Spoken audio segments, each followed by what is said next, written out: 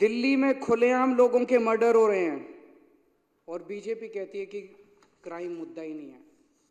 दिल्ली में महिलाओं के बलात्कार हो रहे हैं, महिलाएं असुरक्षित हैं, बीजेपी कहती है कि लॉ एंड ऑर्डर मुद्दा ही नहीं है।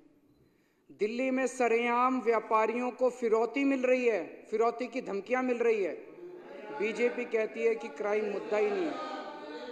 दिल्ली में सरेआम गैंगस्टर्स व्यापारियों की दुकानों पे गोलियां बरसा रहे हैं और इनके नेता कहते हैं कि क्राइम मुद्दा ही नहीं है। गृह मंत्री अमित शाह की सीधे सीधे जिम्मेदारी बनती है कि दिल्ली की कानून व्यवस्था को सुचारू रूप से चलाया जाए और गृह मंत्री के घर के 20 किलोमीटर 30 किलोमीटर के दायरे के अंदर सरेआम शूटआउट चल रहे हैं। गैंगस्टर्स पूरा दिल्ली पे कब्जा कर चुके हैं और गृह मंत्री आराम से अपने घर में सो रहे हैं, उन्हें दिल्ली की कोई चिंता नहीं है। मैं पूछना चाहता हूं, क्या इस देश के अंदर एक वीआईपी की सुरक्षा और एक आम आदमी की सुरक्षा के अलग अलग पैमाने होने चाहिए? वीआईपी की भी सुरक्षा जरूरी है। आज सुखबीर बादल के ऊपर हमला हुआ, पंजाब पुलिस ने मुस्तैदी से उनकी सुरक्षा की, लेकिन जब दिल्ली के आम आदमी आज कल ट्रिपल मर्डर हुआ है देवली के अंदर, आज सुबह ट्रिपल मर्डर हुआ है। एक आदमी सुबह सुबह मॉर्निंग वॉक पे गया, जब घर वापस आया तो उसके माँ, उसकी पिताजी और उसकी बहन तीनों को उसने पाया कि उनका मर्डर कर दिया गया है। ये इनके लिए मुद्दा ही नहीं है, ये कहते हैं मुद्दा ही नहीं है। मैं पूछना चाहता हूं, क्या आम आदमी की सुरक्षा मायने नहीं रखती? क्या आम आदमी के जान की कीमत एक वीआईपी की जान से ज्यादा कम कीमती है? आप उस लड़के से पूछो जिसके 3 लोगों की मौत हो गई, उसके लिए तो सबसे ज्यादा वीआईपी उसके माता पिता और उसकी बहन ही सबसे ज्यादा वीआईपी थे।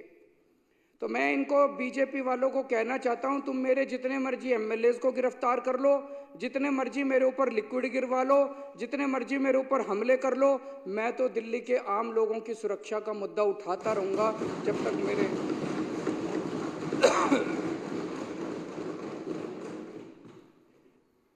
अब मैं 2 शब्द दिल्ली की ड्रग व्यवस्था के ऊपर, ड्रग्स का जो माहौल दिल्ली के अंदर हो रहा है जिस पे अभी चर्चा चल रही है।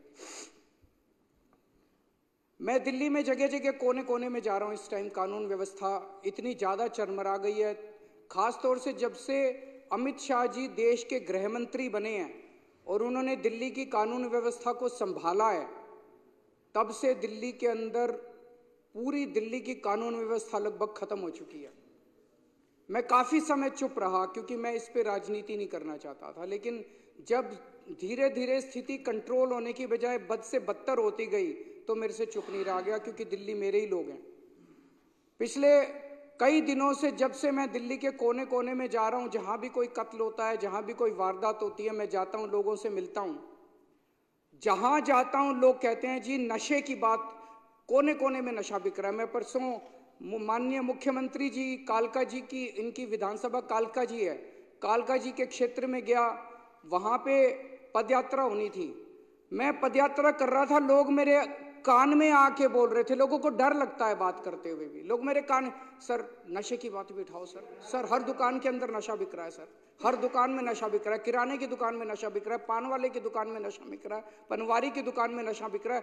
कोने कोने में दिल्ली को इन्होंने नशे का व्यापार बना दिया। पूरी दिल्ली के अंदर चाहे अमीर हो चाहे गरीब हो, किसी का भी बच्चा, किसी का भी फैमिली मेंबर नशे से परे नहीं है। इस टाइम स्कूलों में नशा बिक रहा है, हर कोने कोने के अंदर नशा बिक रहा है। मुद्दा ये, और पिछले 5 साल में ये नशा बहुत ज्यादा बढ़ गया है। एक मैं रिपोर्ट पढ़ रहा था,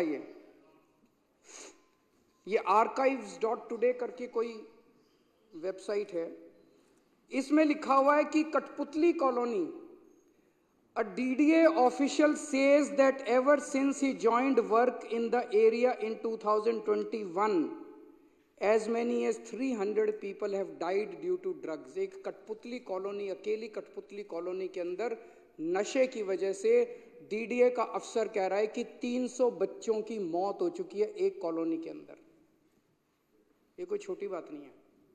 मैं इनसे भी कहना चाहता हूं कि राजनीति अलग है, लेकिन हमारे बच्चे मर रहे हैं, हम सब लोगों को मिलकर साथ काम करना चाहिए, बच्चों को बचाने के लिए काम करना चाहिए, इस पर राजनीति नहीं होनी चाहिए। ये नशा आ कहां से रहा है?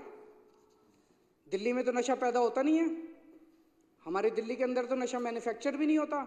ये नशा आ कहां से रहा है? मैं इस सम्मानित सदन के समक्ष कुछ डेटा रखना, कुछ इंसिडेंट्स रखना चाहता हूं। कहां से आ रहा है मुझे भी नहीं, लेकिन कुछ इंसिडेंट्स हैं। 1 अक्टूबर को दिल्ली के महिपालपुर में 562 किलो कोकेन और 40 किलो मैरिजुआना पकड़ा गया। ये गुजरात से आया था। 10 अक्टूबर को 208 kilo cocaine Ramesh Nagar waste Delhi से पकड़ी गई। ये गुजरात से आई थी। जब इन दोनों का पता चला, यहां गुजरात से अंकलेश्वर से आए थे, तो 13 अक्टूबर को अंकलेश्वर में वहां पे जब रेड हुई तो वहां 518 किलो और कोकेन मिली।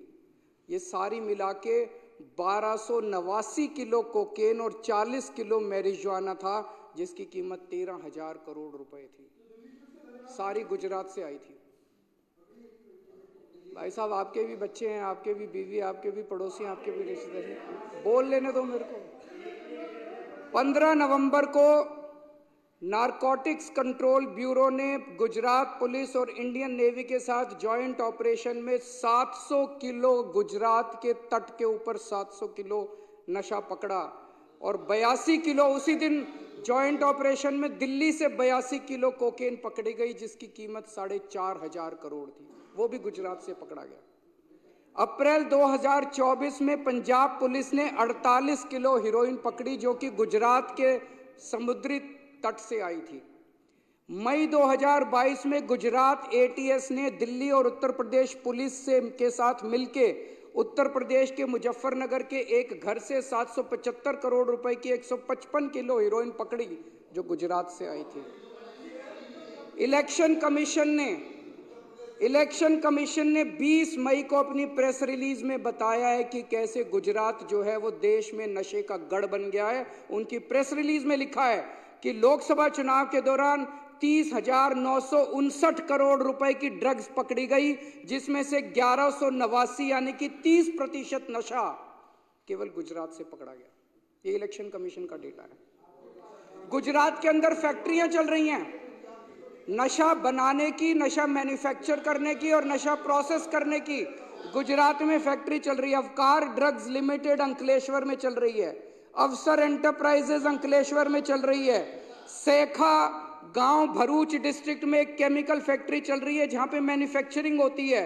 सावली तालुका वडोदरा के अंदर एक अंडर कंस्ट्रक्शन फैसिलिटी है जहां पे नशे का मैन्युफैक्चर होता है।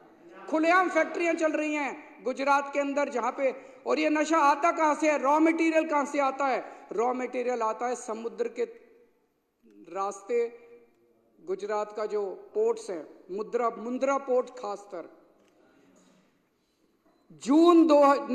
सितंबर 2021 में 3,000 किलो हीरोइन पकड़ी गई मुंद्रा समुद्री पोर्ट से। मुंद्रा पोर्ट से 21,000 करोड़ रुपए की, जो भारत के इतिहास में सबसे बड़ी रिकवरी थी। 21,000 करोड़ रुपए की 3,000 टन। और उन्हीं दिनों अखबारों में छपा कि 3 महीने पहले जून के महीने में 2021 में 24,000 किलो हीरोइन 70,000 करोड़ रुपए की बिना पकड़े निकल गई थी देश के अंदर, उसी तट से। ये अखबारों के अंदर छपा था। मई 2022 में 52 किलो कोकेन 500 करोड़ की पकड़ी गई मुंद्रा पोर्ट से।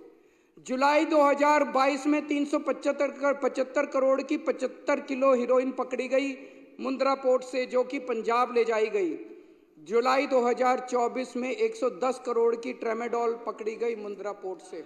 ये तो पकड़ी गई, जो मुंद्रा पोर्ट से चली गई उसका पता नहीं। तो मोटे मोटे तौर पे निष्कर्ष क्या निकलता है? निष्कर्ष ये निकलता है अध्यक्ष महोदय, और एक अखबार की खबर के मुताबिक पिछले कुछ वर्षों में 2.5 लाख करोड़ रुपए की ड्रग्स जो है वो गुजरात के अंदर पकड़ी गई है। 2.5 लाख करोड़ रुपए की। इससे निष्कर्ष क्या निकलता है कि समुद्र के रास्ते मुंद्रा पोर्ट से ड्रग्स देश में एंटर कर रही हैं, रॉ मटेरियल एंटर करता है। गुजरात के अंदर ढेर सारी फैक्ट्रियां लगी हुई हैं और उन फैक्ट्रियों के अंदर उसकी मैन्युफैक्चरिंग होती है, प्रोसेसिंग होती है और वहां से पूरे देश के अंदर बांटी जाती है। पंजाब, उत्तर प्रदेश, हरियाणा, राजस्थान, मध्य प्रदेश, कहीं भी आज नशा पकड़ा जा रहा है। पता चला कहां से आया? गुजरात से आया। ये वायर मैगजीन की एक रिपोर्ट है जिसने मुंड्रा पोर्ट कौन कंट्रोल करता है? इनके दोस्त अडानी कंट्रोल करते हैं। उनके अच्छा महावर जी, अच्छी बात नहीं है ये महावर जी, अब ये ठीक नहीं है, प्लीज। ये वायर मैगजीन की रिपोर्ट है जो कहती है कि जब अडानी ग्रुप से ये प्रश्न पूछे गए, उनके पास इसका कोई जवाब नहीं था। ये प्रश्न खड़े करता है। मैं किसी पे दोषारोपण नहीं करता, लेकिन हम देश के नागरिक हैं, आजाद नागरिक हैं। हमारे बच्चों का भविष्य का सवाल है। पूरे देश के एक पूरी पीढ़ी खराब हो जाएगी। पूरे देश को नशे के अंदर झोंका जा रहा है और ये बहुत बड़ा षड्यंत्र चल रहा है। तो प्रश्न तो उठता है, इस देश के अंदर नशा कंट्रोल करने की जिम्मेदारी एक व्यक्ति के ऊपर है, गृह मंत्री अमित शाह। अमित शाह की जिम्मेदारी है कि पूरे देश के अंदर नशा कंट्रोल करे। उनकी आंखों के नीचे, उनकी निगरानी के नीचे पूरे देश में नशा बट रहा है और गुजरात से नशा आ रहा है। नंबर 1। नंबर 2, गुजरात उनका होम स्टेट है। उनका होम स्टेट आज गुजरात गढ़ बन गया है नशे का। और मैं गुजरातियों के लिए भी मेरे मन में सहानुभूति है, क्योंकि गुजरात से जो नशा निकल रहा है वो गुजरात के अंदर भी पूरी तरह, गुजरात के बच्चे, गुजरात के युवा भी नशे के अंदर धकेले जा रहे हैं। तीसरी चीज, जिस पोर्ट से नशा आ रहा है हम सब जानते हैं, वो अमित शाह जी के दोस्त हैं। अमित शाह जी का होम स्टेट, अमित शाह जी की निगरानी और अमित शाह जी का दोस्त जिस पोर्ट के जरिए आ रहा है, इतने बड़े स्तर के ऊपर नशा क्या बिना सरकारी संरक्षण या बिना सरकारी लापरवाही के हो सकता है? नहीं हो सकता। तो लोग ये प्रश्न कर रहे हैं कि क्या इसमें सरकारी मिलीभगत भी हो रही है पूरे देश के अंदर जो नशा बिक रहा है? और अगर सरकारी मिलीभगत है तो वो केवल नीचे के लेवल की है या टॉप तक मिलीभगत है? हमारी पूरी पीढ़ी का सवाल है। दिल्ली के, ये सारी रिसर्च मैंने क्यों की है? सारी रिसर्च क्यों? क्योंकि पिछले दिनों में जहां जा रहा हूं, कल शालीमार बाग की झुग्गियों के अंदर गया, इनसे पूछिए, जिससे मैं बात करूं वही कहे सर यहाँ नशा बहुत बिक रहा है, सर यहाँ नशा बहुत बिक रहा है। मैं परसों कालका जी गया, सर यहाँ नशा बहुत बिक रहा है, सर यहाँ नशा बहुत बिक रहा है। मैं जहां जा रहा हूं वहीं लोग नशे की बात कर रहे हैं। दिल्ली के अंदर पूरी दिल्ली के लोग, पूरे देश के लोग नशे से पीड़ित हैं। हमारे पूरे देश के युवाओं की भविष्य का सवाल है अध्यक्ष महोदय। इसीलिए मैं चाहता हूं कि अमित शाह जी इस देश की खातिर नशे के ऊपर एक्शन लेना, ठोस कदम उठाना चालू करें। नहीं तो जनता के मुंह बंद नहीं कर पाएंगे वो, जब जनता कहेगी कि सरकारी संरक्षण नशा करने वालों को मिल रहा है। तीसरी बात मैं ये उठाना चाहता हूं जो जरूरी है, वो है बिजली की। अध्यक्ष महोदय, भी पिछले दिनों जब मैंने सुना कि अमेरिका के जस्टिस डिपार्टमेंट ने अडानी ग्रुप के ऊपर आरोप लगाए हैं, और जो मैंने मोटा मोटा पढ़ा कि अडानी ग्रुप 12,000 मेगावाट की सोलर एनर्जी बनाने की उन्होंने फैक्ट्री लगा ली कि सोलर एनर्जी बनाएंगे, लेकिन वो बिजली इतनी महंगी दे रहे थे कि कोई भी राज्य सरकार खरीदने को तैयार नहीं थी। तो अडानी ग्रुप ने बहुत महंगी बिजली जो है वो रिश्वत देके केंद्र सरकार के अफसरों को रिश्वत दी, राज्य सरकार के अफसरों को रिश्वत दी, और वो महंगी बिजली उन्होंने कई राज्य सरकारों को बेची। मेरे को बताया गया कि गुजरात के अंदर अडानी ग्रुप ने 2021 में गुजरात में 2 रुपए 83 पैसे यूनिट बिजली थी। एक साल में 2021 में 2 रुपए 83 पैसे यूनिट बिजली थी अडानी देता था। 2022 में ये बढ़ा के 8 रुपए 83 पैसे कर दी, 4 गुना बिजली के रेट कर दिए मात्र एक साल में, क्योंकि बीजेपी की सरकार है, बीजेपी इनके साथ मिली हुई है। आज इस सदन के अंदर मैं पूरी जिम्मेदारी के साथ बताना चाहता हूं, खुलासा करना चाहता हूं कि मेरे ऊपर जब मैं मुख्यमंत्री था, मेरे पर प्रेशर डाला गया कि दिल्ली की बिजली कंपनियों को अडानी को सौंप दो। अगर आज मैंने दिल्ली की बिजली कंपनियों को अडानी को सौंप दिया होता, मैं दिल्ली के लोगों को कहना चाहता हूं कि आप बिजली खपत करने लायक नहीं बचते। दिल्ली में बिजली इतनी महंगी हो जाती कि ना दिल्ली सरकार सब्सिडी दे पाती और ना आप अपनी कमाई से दिल्ली की बिजली का अपना बिल भर पाते। जब मैंने बंद कर दी, मैंने मना कर दिया कि मैं अडानी ग्रुप को नहीं सौंपूंगा बिजली कंपनियां। आज मैं सोच रहा था ये खुलासा होने के बाद कहीं यही तो कारण नहीं था जिस वजह से मुझे जेल डाला गया कि वो नाराज हो गए। मैं आज बीजेपी वालों को चैलेंज करके बोलता हूं, चुनाव के पहले तुम ऐलान कर दो कि अगर तुम्हारी सरकार बनती है तुम अडानी को दिल्ली की बिजली कंपनियां नहीं दोगे। जैसे ही दिल्ली में सरकार, अगर गलती से इनकी सरकार बन गई, अगर दिल्ली के अंदर लोगों ने बीजेपी को वोट दे दिया, सबसे पहली कैबिनेट मीटिंग के अंदर ये दिल्ली की बिजली कंपनियों को अडानी को सौंप देंगे और दिल्ली में लोगों को बिजली इस्तेमाल करनी मुश्किल हो जाएगी। लोगों की पूरी तनख्वाह बिजली का बिल भरने में निकल जाएगी। माननीय अध्यक्ष महोदय।